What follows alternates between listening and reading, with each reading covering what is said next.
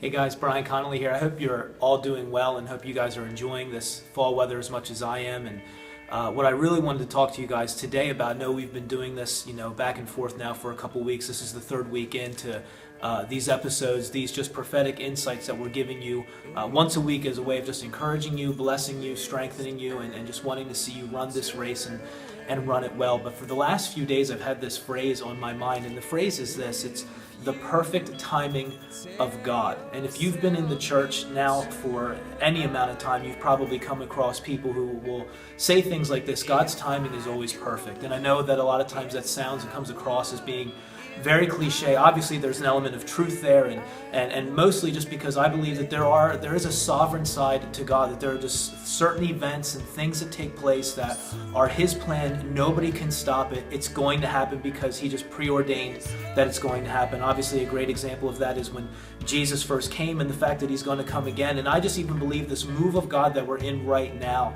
and that's actually gaining momentum, is also a part of God's sovereign plan. It's a part of His sovereign plan, as the Bible says, to reach the fields that are white for harvest, to see a people that He doesn't want to come to perish, but to know the salvation of God. But through that phrase, the perfect timing of God, I became just mindful of Galatians 4:4, where it says that, but at the fullness of the time, Jesus came. Jesus was born. God sent forth His Son. Now, obviously, Paul is writing in reference to the fact that Jesus came born as a child, born as a baby, the God-man just in flesh, and just the reality that He was the culmination of everything the law and the prophets prophesied. He was the culmination of everything, according to 1 Peter 1, that angels long to look into and understand. He was also this, guys. He was the end to 400 years of silence between God and His people. And there was no other person other than Samuel that was also written of, concerning that the word of the Lord in the days of Samuel, in his day and the day prior, was very rare. And I just believe this. This is my own personal conviction, and I just believe that's going to resonate with you as well. I believe that God is breaking the silence between just the world and the church at large. I mean, let's face it, we're plan A. There is no other plan. There is no plan B. And I just believe that we are to get ready, guys. I don't know if you've been sensing it, but I feel like this is a fullness of time moment for us, where there's a climax that's happening. It's one of those things I just feel in my heart, where we're get ready to be that city on the hill. Get ready to be that light of the world. Get ready for people to come to you and ask you, what's up with the hope that's locked up inside of you? Why are you the way that you are? Why do you have the smile that you have? Why does it seem like life doesn't rock you? I just believe that God is bringing us to that place, and we're going to have that influence, guys. We're going to have that opportunity to speak into things that maybe we couldn't speak into before. God's going to end that silence. He wants His church on display. He wants you on display.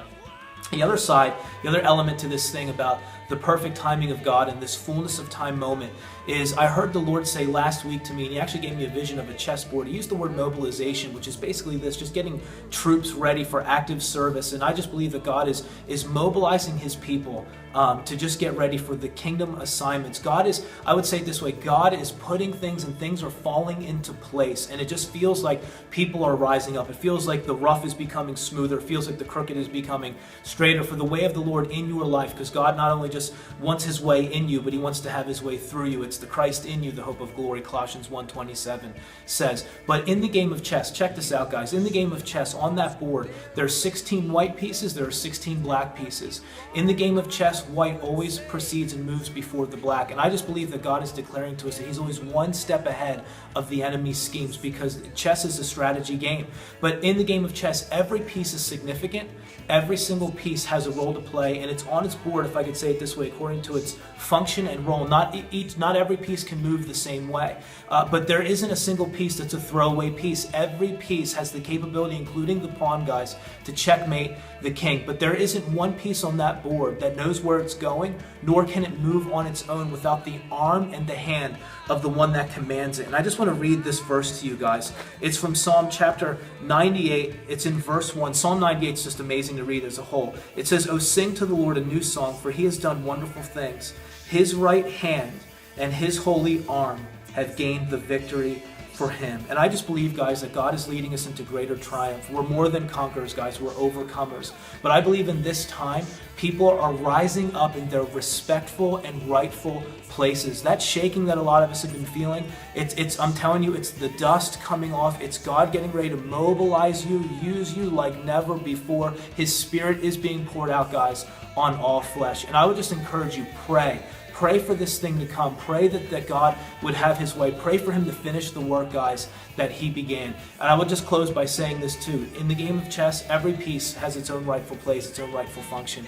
In 1 Corinthians 12, it tells us that we should show honor to even the people that we deem less honorable. And it's one of the ways, guys, that we end division in the body. So I believe that God is not only causing us to know who we are and what we're capable of in a greater way as He mobilizes us, but I believe He's causing us to love and honor one another even more. So it's an exciting time. I just believe that we're on the cusp of it, guys. It's here and it's coming, guys. So just get ready and just stay hungry, be hungry, and hope you guys feel encouraged. And I will see you guys next week. Have an awesome day.